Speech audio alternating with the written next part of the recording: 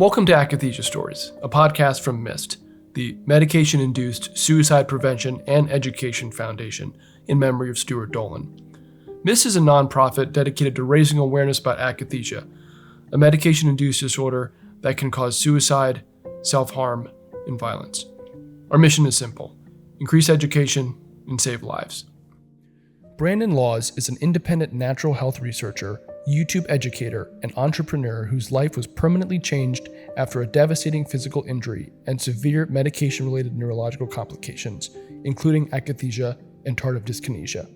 Diagnosed with Ehlers Danlos syndrome and coming from a family history of Lyme disease and other infectious illnesses, Brandon has spent years navigating complex chronic health conditions while advocating for greater awareness of medication side effects and patient safety.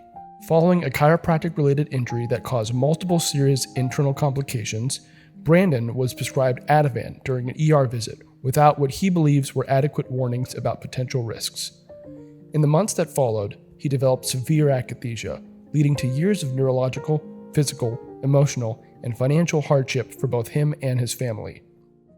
Despite ongoing health struggles, Brandon continues to share his journey when able, speaking about natural health, holistic wellness, faith in God, and what he believes are systemic problems within the pharmaceutical industry. He advocates for a balanced approach to healing through lifestyle changes, fitness, herbalism, supplements, medicine, and strong community support, while raising awareness about akathisia and medication injuries as what he believes is a growing national health crisis. So, hi Brandon, how you doing today? Hi, Ivan. I'm doing okay today-ish. Yesterday I had full-blown akathisia, so I'm just grateful to not be having it today. Well, obviously, we're really happy that you're here with us and kind of sharing your story. So I kind of want you to tell people about just yourself. Take us back to before akathisia kind of entered your life. Who were you? What were you building on? What were you excited about? What was kind of your day-to-day? Yeah, sure. So I had some chronic health issues growing up. Lyme disease, and my family had a history of Lyme disease and co-infections. So I had a little bit of disability before all of this happened, but nothing too serious. It was like to the point to where I struggled to work and had to figure out something on my own, which actually I dropped out of middle school because of these health issues. And since I had to learn how to grow on my own, I ended up getting into entrepreneurship, doing drop shipping, e-commerce, and YouTube, which meant alternative health for me because I was struggling with my health at the time. So I would research on PubMed, articles on herbal supplements and vitamin supplements, etc. And that slowly started becoming my career. I slowly started things starting to take off. Like I had some payments coming in, like, oh, that could get pretty good over the next year or so. Yeah, this is exciting. This is working. That's probably started when I was probably like 18, but I've always had entrepreneurial stuff when I was younger. But right around 24 to age 25, this is when I started noticing it. And so, yeah, a lot of entrepreneurship and reading up on alternative medicine to take care of the chronic health conditions that I had. Just a normal guy, into a little bit of martial arts here and there, nothing too serious. Yeah, that's who I was before. I had a lot of big dreams, a lot of passions that I felt like I was on top of the world at the time, honestly. Um, the only thing that would have stopped me was my health, and coincidentally, it did eventually. I believe in your bio, it said like around 25 years old, you had to visit with a chiropractor, right? So would you kind of tell us a little bit about like how that went and then also, I guess, kind of related to that, your experience with the Ehlers Danlos syndrome? Yeah, so I had a bicycle accident when I was a teenager, and I didn't know this until years later. C4 is sitting on C5, my vertebrae. And so I would go to the chiropractor to help with my neck, and I'd have a little bit of energy afterwards. And so I was having financial hardship while I was still trying to work on my entrepreneurial side of things to try and manage my life in that way. The chiropractor offered some services at a discounted rate for me, and I got to go pretty much as often as I wanted. And I built a lot of trust and relationship with this chiropractor. And then one day the chiropractor actually wasn't in. He had a substitute chiro, and that chiropractor and I were having a discussion about some GI discomfort I was having. I was experimenting with diets and some other things around that time with my health, obviously. And so he suggested, hey, maybe you have a hiatal hernia, and showed me some videos and some movements I could do on my own to fix an alleged hiatal hernia that I actually didn't have. So he emails me like 4 videos of tutorials on how to push my stomach down. And so I went home and thought about it. And maybe a couple months in, I ended up really giving those manipulations a try. Um, and yeah, the day that I really gave it a try, like fully, I really pressed down on my stomach to push it down as he suggested. The next thing I know, I'm feeling something droop down. My whole abdomen kind of caves in, and I start losing spatial awareness and consciousness. Everything just closes in.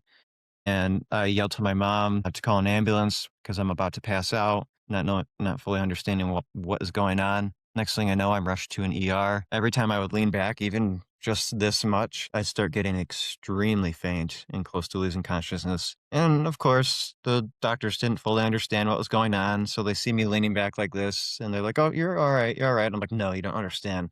I'm about to like completely lose consciousness right now." And so then I'd be sitting up like this and they're like, "Oh, you look a little bit uncomfortable. Would you like us to lean the medical bed back?" And I'm like, "Please, please do not. I will pass out." And so they sort of leave me a little bit of what was going on. So they did some radiology testing and they found nothing, absolutely nothing. And there's a silly photo of me taking a selfie thinking, this is just like when I broke my arm skateboarding when I was a kid. They'll do radiology and figure out what was wrong because it felt so obvious to me what was wrong.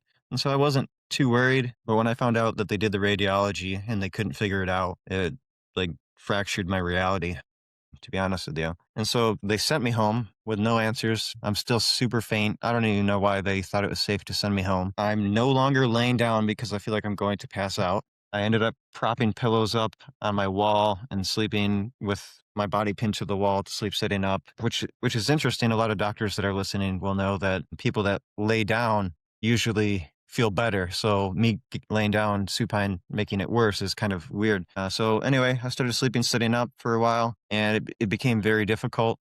Plus the fainting and the adrenaline rushes that my body was having to stay conscious. I ended up going to an ER again, the same one that I was rushed to. And I asked the ER doctor for help for sleep. I'm like, "I'm having a really hard time now. I went like 3 nights without sleep. I just can't take it." This is like somebody that's researched a lot of herbal supplements and tried as much as I possibly could. I still would like to believe there's something out there that could have helped me. And so I was really, really desperate at this point. And the doctor offered me a medication, and you would assume that they would provide something a little bit lightweight, but this guy instead goes right for a benzodiazepine, Ativan, and which I didn't know how serious benzodiazepines were, which I wish I did. I have a family member that struggled with them, 2 family members actually, that got injured from them, but I didn't really know anything about them. So he pulls out like 2 pills, I think, into a little cup, tiny little cups, and I had health issues growing up. And so I'm like, well, I better be careful. Let me break this up and try to take a lower dose just to be safe because it is a drug and I want to be safe. It's like a half an hour in. I'm taking low doses, waiting for an effect to feel so that way I don't get hurt or anything. The doctor got frustrated with me. He said I'd give more to a baby, take the full dose, or get out of my ER. And so I'm panicking, not able to sleep. I think it was in the middle of the night, not knowing what to do, or close to the middle of the night. And so I took the full dose, and I just left. That was it. I just felt so pressured, didn't have any options. Took the dose, didn't even feel anything yet. I was in the car with my father. He stopped at a drive-through restaurant to get some food for himself. And then out of the blue, suddenly like my spatial awareness started closing in on me. And then my hands started feeling like cotton, really strange feeling. And I'm like, okay, that's whatever. Didn't bug me too much, but it was kind of bizarre. I went home, sat up, and fell asleep, and I just considered it a win. And so then I kept taking that to help me sleep. But nobody once ever warned me that there would be side effects. So I like thought it was like a miracle at the time, getting some sleep for once, and it was helping with pain a little bit. And then the medication ran out, and I'm like, I can't sleep again. I'm struggling again. What do I do? I think I went back to the ER and said I ran out and I'm still having a hard time sleeping. Still confident that somebody's going to figure out the injury, and nothing was figured out. And so they prescribed it again. They said, well, I think they said at this point, maybe go see a doctor to get prescriptions. Anyway, so long story short, I ended up getting stuck on the medication for like a month or two. And out of the blue, um, I just start groaning like crazy, really loud groaning. Everybody that's following me on X will have seen those videos of the groaning. I'm literally curled up. My bed's right here, so I'm looking at it. I'm curled up with my knees up to my chest, groaning, just darn near screaming. And thankfully, I was doing some singing lessons before this. So I was having involuntary groaning in pitch. So I never really lost my voice. It was almost like a serious Mhm. blessing that I didn't lose my voice. But it would be hours and hours and hours of just this agonizing groaning and this pain in my head. I ended up, gosh, I haven't thought about this stuff in a long time. Um, I ended up calling a friend, and he would just sit on the phone for hours. He was one of my best friends at the time, and he would just be on the phone. There's nothing he could do, and he hears me screaming basically, and I'm yelling to my mom at some point about it. I'm like, "It's the pills. It's the pills. What else could it have been? Sleep deprivation doesn't make somebody groan for hours and hours." And so thankfully, my mom does some research online, and she found it pretty quick. It's probably because I was groaning and grunting, so she probably searched that, and we found out that it was akathisia. Got really lucky, but symptoms just kept getting worse. From there, since I was doing martial arts at the time, a little bit, I had a bow staff, one of those like 6-foot bow staffs, the same height as my body. And out of the blue, I grab it and I just start smacking my wall over and over and over again with the bow staff. Drywall all over the place. My room starts becoming a mess. I think maybe before I took the bow staff, I think I might have hit like my TV or slammed my door or something. Just mild stuff. But it like literally started escalating to the point of taking my bow staff. And so, my parents are smart. My mom's thinking, or I'm assuming she was thinking, my kid's having some really crazy side effects. I'm going to hide the bow staff. Just common sense. So one day I just looked around and my bow staff was gone, and which was heartbreaking because I love doing that stuff. And then it just escalated more and more from there. I started punching holes in walls. And since my body, I later learned that akathisia is like starving for dopamine. And Mhm. so one of the dopamine sources that my body had at the time was kicking. I was practicing a lot of kicks. And so I just start kicking holes and kicking my walls and just kicking anything really. There was no rhyme or reason to what I was doing. Um, and then there was obviously emotional despair on top of it with the loss of health that I had at the time. And this got to the point to where we lost probably about over $100,000 worth of property in our home because the akathisia would not make me stop breaking stuff. Just Wow. unbelievable amounts of damage. Busted out all the windows, chucked stuff at the windows, just unbelievable. So there's so many ways I could go about telling you my story because it just keeps going on. I obviously tried to tell the doctors, and nobody really listened. They started telling me like I was schizophrenic and that I was bipolar. And I'm like, I am not bipolar. No way. I had no mental health issues. This all started with the pill. I was a totally normal 24, 25-year-old guy. Mhm. Almost a kid, really. Still, I was playing video games with my friends at the time still. And just no help. And so I started realizing later that I was having, some people will know, it's called interdose withdrawal, since I was on Ativan. So every time in between a dose of the Ativan, I'd get extremely agitated, extremely, and then just trash the house again. And then so at this point, I didn't know better. I tried to taper, I went to a liquid, and the liquid tapering didn't work. Now this is like fast forward. There's so much to this story. It's just unbelievable. I guess I'll just explain it real quick. Is I'd take the liquid and do just a drop for like 3 days, and within 2, 3 days, I'm worse, breaking more things. And I'm like, gosh, I can't win. And then it surfaces my sleep deprivation that I'm fighting with, and it's just a total nightmare. And so since I'm breaking things, the police are coming over. My neighbors are recording me, posting it on TikTok. Mhm. The police told my neighbors to delete the video of me on TikTok of me screaming at the top of my lungs and probably a lot of crash and bang sounds as well. I was thrown on a cop car in akathisia. I've been handcuffed by the cops in akathisia. Just while I'm in complete distraught, trying to figure out what in the world is going on with my life, just terrified, having these dark, intrusive thoughts. And what I later learned is involuntary intoxication. So I'm just like totally drugged out and in withdrawal at the same time. But these police, they would take me to these psychiatric hospitals and clearly expressed, clearly, every single time, hey, I've got health issues. I'm taking this medication. The medication's making me sick. don't touch it. Every time I try to cut it off, I nearly die. The symptoms get so bad. It's like being in a torture chamber. You might as well just put me in a giant pot of boiling water, and that would be the equivalent to what I'm feeling inside my body. It's like the core of your soul is just in agonizing, electrocuted torment. It's kind of like a scar. Let's say you cut your hand or just like cut anywhere, and a scab, excuse me, and you've got a scab and it just hurts nonstop. That's what every single part of my body would feel like to the Mm, core of my body. And then I know people say your brain has no feeling, but something up here, something just all around, maybe my brainstem has a sense of feeling or something. It would just this unbearable pain. And then I would groan and scream with the waves of fatigue from the sleep deprivation.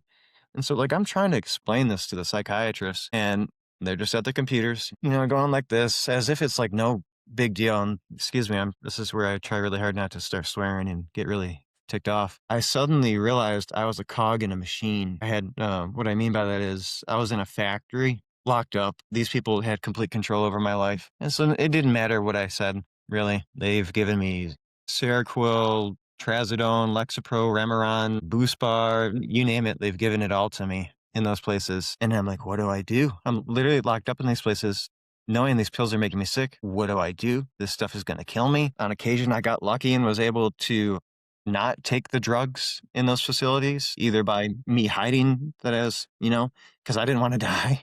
I didn't want to get worse. I already knew what was happening. Or I somehow would go a few days without taking it, but then they would report to the doctor that I'm not complying, even though I'm in there.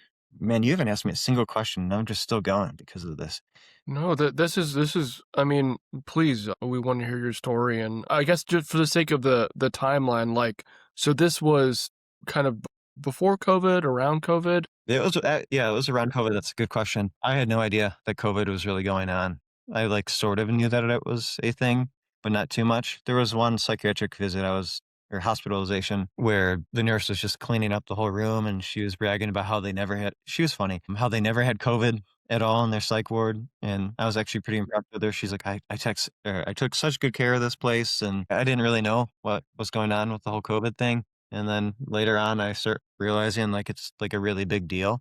But I had just been screaming close to every day, just trying to get through a day and trying to sleep. Yeah, so it was around COVID, and it's 2026 now, maybe 2024. I met a addiction specialist. I don't know how much of a specialist you want to claim. At least the specialist knew that the opioid receptors in the body were very helpful for akathisia, so she didn't want to give me medication to reduce that. So I was really shocked that she knew that.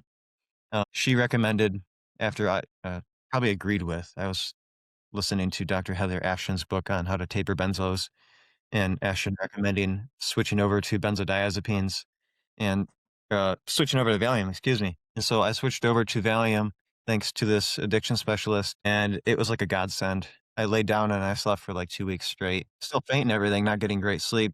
And then I'd lay down during the day, get some physical rest because I had been exhausted for so many years. I actually almost died, and I had a counselor that was helping me try to keep the stress down as much as possible from the akathisia. I would literally sprint in circles until I hit exhaustion, or I'd sprint across the house. We've got a really long house, and I would run into the wall because I had so much energy from this condition. Just pure injection of adrenaline nonstop. And so I just bashed into a wall. I could probably run into it so hard I would break the wall. We even had a wall in the back of our house that's wood. I think I was running fast enough to snap some wood in half. That much agitation. Yeah, so switched over to the Valium, and those episodes ended up slowly becoming like once a month. So I'm not trashing the house, not ending up in psychiatric hospitals as much. There's one thing I haven't mentioned is that I would curse out anybody. I think there's a name for it. It's called it's medication-induced Tourette's, actually, or something along those lines. If I could look it up. Anyway, you might be able to look it up, put it on the screen. I think it starts with the letter C. I would go on my phone in akathisia, and no idea why, and just yell at everybody, curse out everybody, curse out my patient advocate, curse out my counselor, my friends, family. It didn't matter really who. Saying absurd nonsense, and I would yell it too. No rhyme or reason to it. Totally out of character, not knowing what to do. Just really bizarre stuff. But like the times when I would come, like when I'm not like in a full blown episode, or like when the episode calmed down, I'll be in the psychiatric hospital knowing that I'm suffering, and I'll sign in voluntarily, which you would think means that you would have a choice of whether you take medications or not. I had no choice. They would force it down me regardless. And this is worth mentioning. There's a doctor that's actually being investigated by my health insurance right now for fraud. He looked back at the records when I found out he was on the news, saw him in the news being investigated. He held a woman captive for being suicidal when she wasn't. And she Ugh. called a news reporter, and the news reporter actually visited the hospital or something, or called the hospital, and she got released later. She's like, I don't even know what happened. The next thing I know, I'm just locked up. I think she was just having a bad mood. So this is the doctor I'm dealing with while suffering from a brain injury, not a psychiatric condition, a brain injury. Trying to remember where I was going with this. So much happened. And I know, on top of the akathisia and the EDS, you've also deal with malls. Would you mind telling us a little bit about that? Yeah, sure. Yeah. Oh, I do remember really quick here. The psychiatrist wrote, before I forget, he wrote that I was not in tune with reality on one line. And then the line beneath it, he says, I'm compliant taking medications. And I'm like, how can you be not in tune with reality, but also compliant taking the medication? It just doesn't make any sense. So I'm like, this sounds like a lawsuit. So this guy was just a total fraud. He'll probably end up in prison at some point. I'm sure they're going, like, hundreds of people have called the news reporter about this guy. I called an attorney about it, and they said, file a police report, try to sue this guy before he ends up in jail and loses all his money, get what you can out of him. And nobody wants to do medication lawsuits and stuff. So I've struggled. But anyway, to your question about Malls is median arcuate ligament syndrome. There's a ligament that's connected to the diaphragm. So you've got the diaphragm sitting here, and right around here, there's a ligament, and there's some arteries that go through the ligament. So let's just say that this is ligament and artery going up. From that injury, probably like months in, maybe a year, I'm actually in a hospital, and out of the blue, I feel something start pulling in, which I learned later was the ligament. And I feel drooping and extreme pain in my stomach, and I was no longer to eat. It felt like I ate glass all the time. And when I had a meal, it was like there was glass in my stomach, just extremely sharp pain, literally like this, just struggling to breathe out of the blue while I was in the hospital. And I'm really lucky it happened in the hospital. Gosh, there's no way to describe how bad it is. There's an episode on Grey's Anatomy of somebody having malls, and they depicted the person as screaming because the pain is that bad. And I can attest to that. It's that bad. I'm curled up in a ball like this, just trying to get a meal down. And I'm one of those guys that just takes pain, and I don't really express too much of what was going on, but I couldn't with this one. And they sent a psychiatrist in to talk to me. And I'm like, oh my gosh, can you guys just stop with the psychiatrist? Seriously. I don't even think these people knew I had akathisia. And I'm like, are you serious right now? I'm in unbelievable pain. I'm trying to get my health resolved, trying to figure out all this stuff that's going on. Little did I know my ribs were broken too, by the way, broken off the cartilage. So I'm just a total wreck. And a psychiatrist comes in trying to talk to me. And I'm at this point of having seen so many doctors, I just had it. And so I couldn't even talk to the guy. I was in so much pain. And so he's like trying to ask me questions. And some nurses were like, oh, this medication would be so great for you. I don't know what it was. They sounded like salesmen just trying to sell me something. Yeah. And I was in so much pain, thankfully, that I couldn't respond to the psychiatrist. And he said, it looks like maybe we should talk some other time. And so he walks out, and that was the last time I ever saw the guy. The hospital did a ultrasound on my abdomen, and they actually found the compressed artery and diagnosed me with median arcuate ligament syndrome. And I was one lucky man that I got diagnosed, because what would have happened? Would they have just sent the psychiatrist back if they didn't find anything? Like, would I be on more drugs? It would have been an absolute nightmare. And so from there, I'm literally suffering with another medical condition on top of fainting and having a hard time eating to begin with, because everything was drooping down on my abdomen. Nobody wants to address the malls. I like to say, when a doctor doesn't know what's wrong with you, when the answer is not in their head, they like to say that it's all in your head. So once again, I'd go see doctors about this stuff. I saw a musculoskeletal specialist. He's like, oh, you might have a torn abdomen, but you should go see a psychiatrist. And I just kept hearing it over and over. I'm like, oh my goodness. Like, seriously? But they're like, you've got a really high pain tolerance and this and that. So I ended up getting diagnosed with malls probably like 4 or 5 times from multiple specialists, which is a good thing. And odd enough, even the chiropractor started getting frustrated. I was still in communication with him. He documented in the records that nobody was willing to address the malls, and it was like the one thing that we saw I was having. So even he was frustrated and upset. So I just got thrown around. I got thrown around the medical system like crazy. And I'm having akathisia in between all of this, trying to figure out what's wrong with my health. It was like at this point, it was me against the world. I think that's what my mom would say. Um, And it's crazy to think about how, you said that one day you were screaming in pain and your mom was looking it up and she found akathisia pretty quickly. It's like, after that you were in and out of all these different doctor's offices and stuff. I mean, I'm sure you guys told them what it was. I mean, did any of them have anything to say about it? What was that like? I don't know if I can recollect any doctor genuinely acknowledging the medication side effects that I was suffering from. My original family physician that I had saw for years, I snapped on him in akathisia, and he ended up admitting me to a psychiatric hospital. I got mad at him because I was trying to get help with my medical, and he made these promises. And then, so I'm on the phone with them, maybe around COVID while we were on the phone, and he didn't keep his promises. So I got mad, and unfortunately, it made me snap into akathisia. And so he himself witnessed me and akathisia on the phone, and I'm sure we had been complaining about the symptoms at that point for a long time. And instead, he just puts me in a psychiatric hospital instead, and nothing gets resolved. There was maybe like one physician. She was actually, I should probably be careful of privacy reasons. She was a assistant psychiatrist, I guess. I don't know what these people are. And she gave me gabapentin, and I knew that everything would make me worse, but I was forced to take this stuff in these places, and the gabapentin helped. So I ended up using that as a last ditch resort during emergency episodes of akathisia so I wouldn't trash my house before I switched to the Valium. And I still take gabapentin on occasion. Since I'm so sensitive, I'll take a couple drops and it helps a little bit. But anyway, I think that was like the only doctor that really acknowledged anything. And then maybe one doctor from a psychiatric hospital said, "Oh, don't." He's like, "Don't take the benzos; they're very addictive." And I'm sick and frustrated with these people trying to say everything's in everybody's heads all the time. And I'm like, I'm not a drug addict. I don't get it. I'm not going to get addicted to this stuff. But otherwise, no, nobody really fully addressed it. There was maybe one doctor, one that did surgery on my ribs. I accidentally went into akathisia because I was so upset over my health physically. He wrote that I was in akathisia, so he acknowledged it. Yeah, but otherwise, no. And so, like, am I gonna die? Like, nobody's helping me. I'm struggling with medical issues. What do I do? I ended up becoming my own doctor, and thankfully, I knew how to read PubMed articles and stuff, and uh, managing things myself.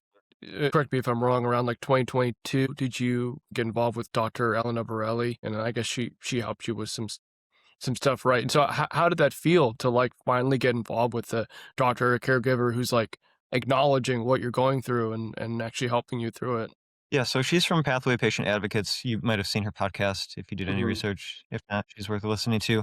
I called I called her. We had a little bit of a family inheritance, so thankfully we were able to hire her. None Hmm. of this stuff is cheap, unfortunately. She's a super compassionate woman. We went straight into the Ehlers Danlos, trying to figure out what was going on. I don't even think we knew it was Ehlers Danlos yet.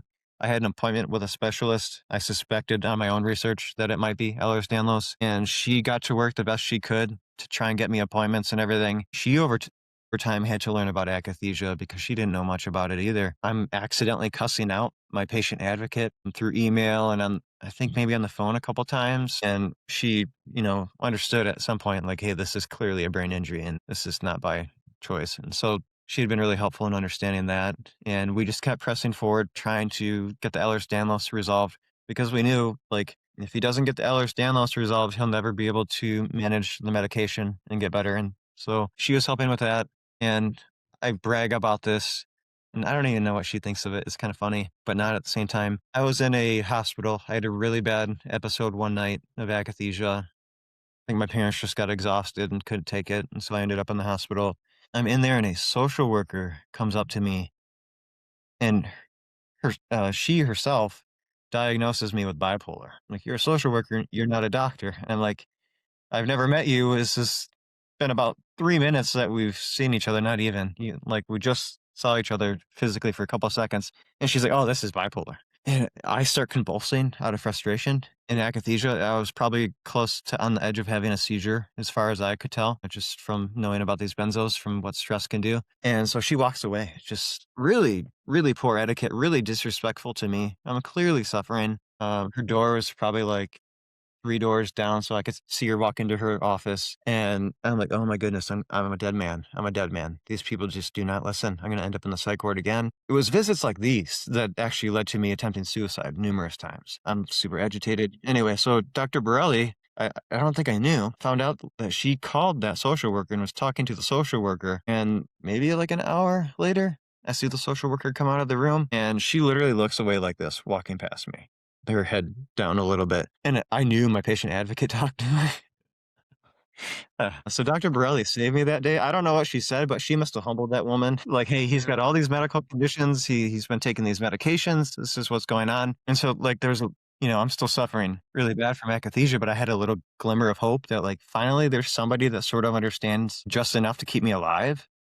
Like there's a doctor that believes this and is seeing it and is not, judging me based on being a cog in a machine type of thing, not just following routines and ignoring her own empathy and intuition. And common sense. So she followed common sense. And if you get to know me, it's very obvious that it's medication. Like all my friends know, my whole family knows. So yeah, Dr. Borelli, she's very professional, but she's friendly. So she was able to understand what's going on. And I know, so besides her helping you out, at some point you even got like a forensic scientist involved with this whole ordeal. What was that like? What kind of led to that? So I don't know if I can mention the guy's name, but everybody knows who he is. Okay. He has akathisia, probably just as bad as I do, if not worse. We're the two outcasts because we have it so much worse than everybody else. I won't go into details, but anyway, I reached out in one of the groups asking for help. It was a caregiver group. I wasn't even supposed to be in there. And I said, does anybody have any recommendations of what I can do? These people are going to kill me. So through this person, somebody this person knows recommended a forensic scientist, gave me a link to the forensic scientist website. And this is worth mentioning because akathisia gives you these dark, intrusive thoughts and chemical terror. I saw the website and how this person's a crime specialist and a murder specialist. And I'm like, oh my God, am I a murderer? And I don't want to, it's like, I wouldn't say OCD, but people that have OCD, I learned it from them. It's those what if thoughts and those really deep terrorizing thoughts. So I saw that on the forensic scientist website and I panicked and I didn't contact the scientist for a while. I finally got past that fear of realizing like that's not what I am. This is medication. And I emailed and I basically said, help. That was the email. I'm having akathisia. Please help me. Once again, another wonderful person. This forensic scientist ends up calling me like 20 minutes later, I think. And I'm outside like watering grass, just trying to stay relaxed. I run into the house to take the call and I show my room. The walls are all beat up and everything. And didn't flinch at all. And I'm like, what? This person's not shocked? Didn't flinch at all. All the assumptions I had about what this person was based on their website, I was just totally wrong. It was like fear-based. This person dealt with akathisia people for a living. And so we talked and the doctor listened to everything that I said and I felt safe around this person. We ended up doing a forensic report. I had a gene site test from one of the psychiatrists. This is interesting. I'm glad you asked this. They did the gene site test because I said, hey, I'm having side effects. And the gene site came back and everything was all in green except for like maybe 2 medications, which is a bunch of, excuse me. There's no way just a couple medications would be in red. So the psychiatrist is like, see, everything's in green. You can take anything you want. And she starts smacking her hands saying it's science, science, science. And so I take the gene site report. It's about cytochrome P450. If anybody wants to look it up. CYP 450. I take that report to the forensic scientist. She looks at it within just a couple seconds and she's like, oh, no, no, no, no, oh, no, no. And I'm like, well, that doesn't sound good. And she didn't do the full report yet, but she's an expert in her field, so she knew what she was doing. That was her saying I was in a lot of trouble with the medication. So she ended up doing the report and showing that my genes, I believe I'm an intermediate metabolizer of the medication, which means I'm like close to as bad as it can get, I think, if I remember correctly, what this forensic scientist was showing. She showed drug-drug interactions plus drug-gene interactions. So just me taking a medication on its own can poison me, or taking medications together could poison me. Pretty much like I couldn't take anything once the full evaluation was done. And I'm like, well, I already knew this. I live in my body. So there's the science showing it, the alleged science that the psychiatrist thought she knew so greatly. So I was once again reaffirmed by this forensic scientist, like, hey, this is what's going on. It's clearly medication, obvious, but based on the data that she was able to review. This forensic scientist, just for a little bit of a background, like I said, specializes in drug-induced injuries, and I hate to say it, but if anybody's watching this, this isn't you. But she specializes in murder cases and other very serious crimes caused by medications, has publications and a dissertation on this stuff. And so to be reassured that my genes are not good for medications, it was quite a bit of a relief. So Dr. Borelli immediately put this in my emergency papers that I bring to the hospital. So that way we're trying to reduce getting drugged. And speaking of, I've got this bracelet on. It's from one of the Akathisia organizations. It's one of the Akathisia emergency bracelets. So that way, if I'm in the hospital, it says like, this person has a medication-induced condition. It's life-threatening, no dopamine antagonists, maintain tapering schedule. So I have this on top of the forensic report to show doctors like, hey, don't drug him. You could kill him. And so from that point forward, I decided I am a completely medication-free person besides the medication I'm stuck on. I will never touch this stuff for the rest of my life unless I absolutely need it in an emergency. Even if I'm having seizures, I don't want the drugs. I think it was like Depakote I was given by the science psychiatrist. She gave me Depakote, and I went into a horrible rage. And I think they use that for seizures. So it's like, I can't use this stuff. But anyway, so the forensic report is helpful. I'll mention this too. I just want to help people as much as I can, try to keep people alive if possible. I went to a neurologist that wrote an article on akathisia, so I assumed that this guy knew what he was talking about. He diagnosed me with the movements of akathisia, and I showed him videos, the lighthearted ones, not the ones that I would only show to like attorneys and crime specialists, of just how bad it gets or how bad it was before the Valium switch. So he diagnosed akathisia, but then he went on to say akathisia doesn't cause violence. It's not going to make you kill yourself. And I'm in my head like, remembering all the stuff I've read and what I've experienced, I'm like, how is this guy saying that? And he published articles, or an article, a study of akathisia. And then he went on to say the forensic scientist is biased because she deals with crimes for a living and people that are injured by medications for a living. So I don't believe her for nothing. You have akathisia, tardive dyskinesia, and a functional neurological disorder because you have a dad that's not the greatest guy in the world. I'm like, what? And so him dismissing me, even with the forensics, was really terrifying. I was actually so upset that I almost walked out of the building into the street. And because akathisia makes you suicidal.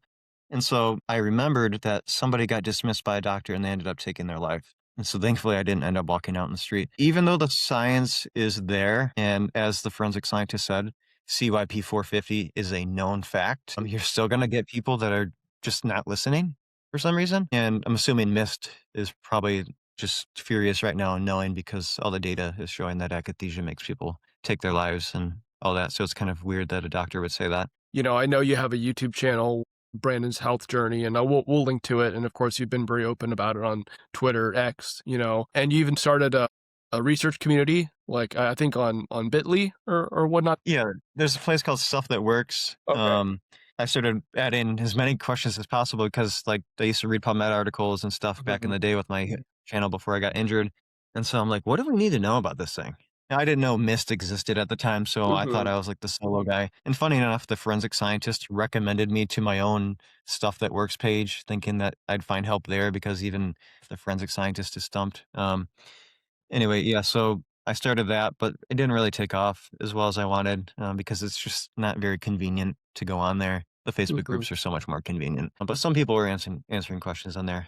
Anyway, I kind of forget what you were asking here. Well, I mean, it's you know, it's really touching and inspiring that, you know, it's like, bro, you've been through so much stuff and yet you're still so positive. I mean, from all the videos that I've seen your channel, just stuff that I've watched, you know, you're still really trying to make a difference. And I think I think it's beautiful. I think it's great and it is inspirational, you know, and especially hearing about how, obviously your family understands what's going on, and they understand the akathisia, and you've just been trucking along, and it's really incredible to see. How has that made you feel more connected to people in the community, posting on Facebook or on YouTube and being in the Facebook groups? I mean, how has that really helped you kind of pull through with everything?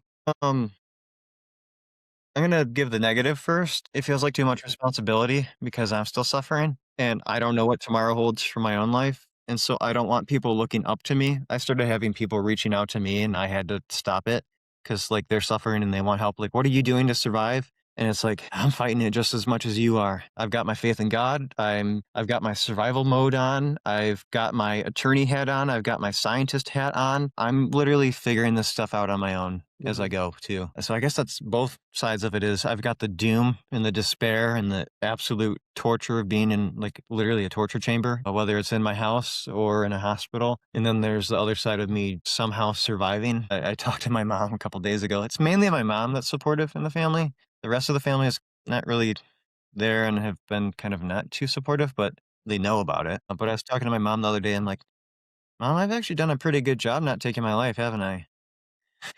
I once I realized like you guys are reaching out, not knowing what's gonna happen. Like I try so hard. Not saying like I'm suicidal or anything right now, or I have any plans on all that stuff. But I think I've done a pretty decent job considering how bad Mhm. this thing can get. So if anybody's watching, there's something in us that wants to be alive. Just press into it. Just press into it, seriously. And what's really helpful, if you're anxious about something, learn what it is. So if you're, this is what I did for myself, and Dr. Borelli has helped. If you can identify the problem, then go pursue that problem. So the doctors have been an issue.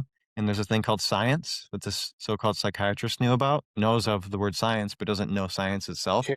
So go find somebody that's smarter and seek that person that's smarter and actually knows this stuff. And so it's been those people that have kept me alive, and obviously a counselor and my own desire to try and stay alive, and is a desire to have a spouse and to take care of my mother and things like that. But at the end of the day, I'm struggling just like you guys are. But the forensics has helped. My faith has helped. Not to say that I'm perfect. I was in Akathisia yesterday. I wasn't even sure if I was going to make it here for the interview. And so I'm going to quote the Bible here, but I'm going to use it as a way of explaining it for akathisia because it makes sense. The labor is plenty, but the workers are few. So there's a lot that needs to be done to get akathisia awareness out. So the labor is plenty, but there's very few people actually out there doing it. So if I'm going through this, who's the best researcher? No, I'm not saying anybody else, downplaying a real researcher. Who's the best one researching this condition other than somebody that actually has it? Like, who's a good advocate? Somebody that has it. And I know a lot of people are shaking their fists right now, listening, saying, "Well, I'm suffering too much to do that." I'm there all the time too. So then just get through the day today, and then when you have a moment, if you feel like it, advocate and show people that this thing exists. I think we might have gotten in contact because of Michaela Peterson. I'm mentioning that because who would have thought that?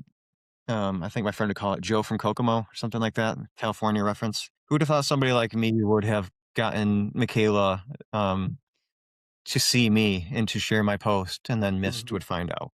And then what, like 60,000 people, probably even more, saw that video of me having akathisia. And so I saw Michaela with her dad. I was just about in tears. I'm like, yeah, he has it again. It came back. Yeah. And so I have a suspicion that her dad has it way worse than she wants to tell people, and I'm respecting that privacy. But since I suspected that, I'm like, I'm gonna share this video of me at like one of my worst moments and put it on her page to wake people up. And she shared it, which made me realize that I'm possibly right about how bad her father has it. And so then that reached a ton of people. Mhm. Yeah. No, I mean, and again, regardless of politics and the controversy and all that, it is really unfortunate that,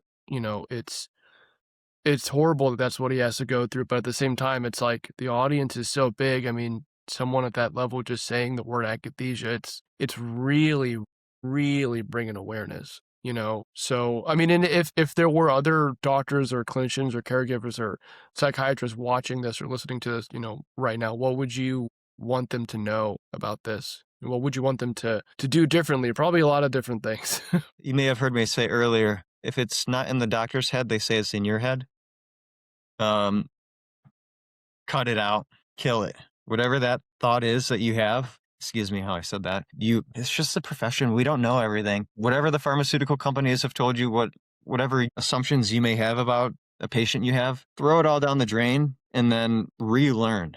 So there's something called subjective and objective reality. Subjective is what you think might be true versus objective reality, which is what is true. All these psychiatrists, I'm so sorry to say it if you're in this profession, I genuinely hate your profession right now. I'm so sorry. I do. I gotta be honest. Get out of the subjective and go into the objective. MIST has so much data on this condition being so much more than a movement disorder. If somebody's coming to you saying, hey, I've got akathisia, and here's this interview of Brandon having akathisia, and he's on MIST, they're probably telling you the truth. And for you to ignore them would be very dangerous and very life-threatening for this person. And this is where I really appreciate Michaela for quoting what I said in my post on X. Akathisia, I believe, is a national emergency. So if somebody is coming to you saying, hey, I have akathisia, if I say it's a national emergency and Michaela is agreeing with that and other people with the condition are agreeing with it, I really, really, really hope that you'll take that into consideration of how bad this condition is and to relearn. Please relearn.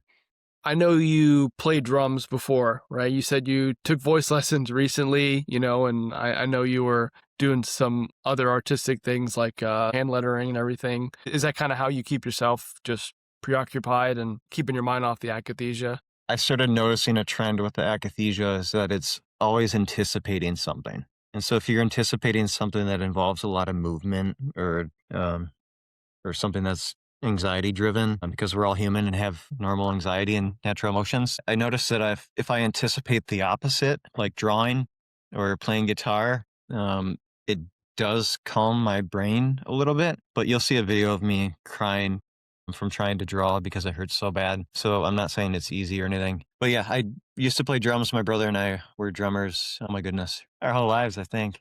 And I miss it. But yeah, I had to let go of the drums because of the Ehlers Danlos syndrome stuff going on. And I picked up a guitar. And since I have malls, anybody with malls will know why I'm not really singing right now. It hurts so bad. But when I am able to sing, not very good at it yet.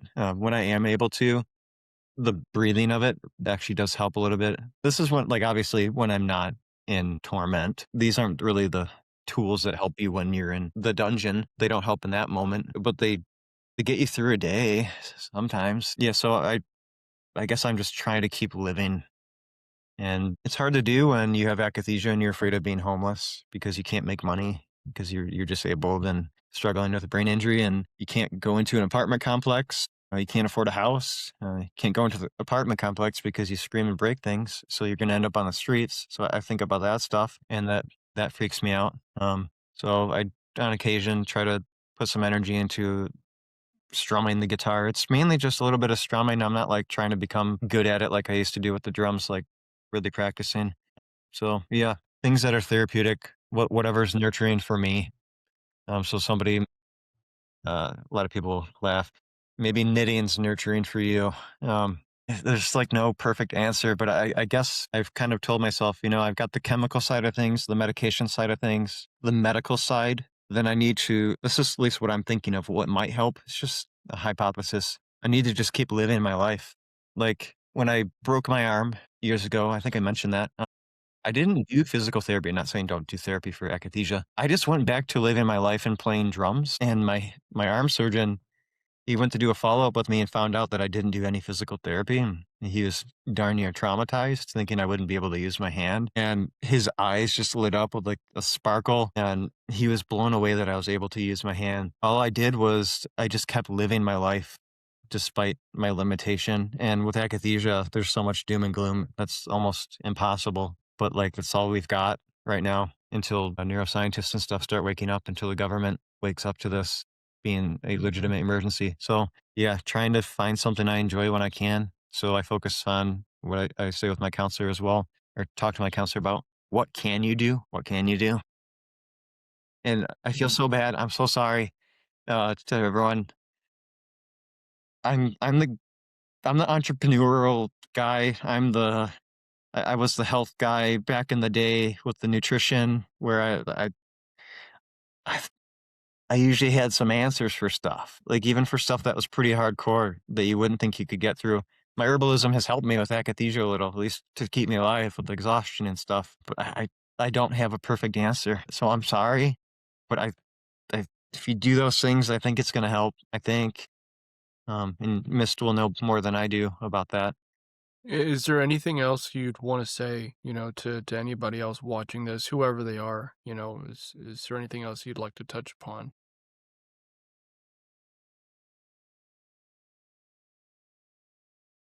Yeah, two things I think. We're all learning. If you have the courage, or even if you don't, and you feel safe enough to do it, please make videos of this condition. Please, I beg of you. You guys only know me because I'm the only guy out there posting videos. It's the only reason why Mist knows me. It's the only reason why Michaela's heard of me. You guys could flood the internet with videos and go way beyond what I'm doing. I think some other organizations have a couple videos of people in akathisia, but there's really nothing out there. And I heard this in a Bible study. I'm not the best Christian in the world. People won't be able to help you if they don't know you're suffering. So speak up, post videos. Don't worry about going viral. If you learn you have a passion for video, then maybe you can learn about it. You don't have to go viral to wake people up. So please, please, please, I beg of you, start posting and showing that this exists and that it's really bad. And then decide what you're willing to share, and then decide what you're not willing to share. Like, maybe you'll have videos for yourself and attorneys and organizations that research this. Then you'll have videos of what you're willing to post to the public. Like, obviously, I'm not going to show people that I'm like smashing my walls and stuff. Like, that doesn't sound very good for privacy reasons and stuff. And Dr. Peterson has his privacy as well. He's not posting his absolute worst.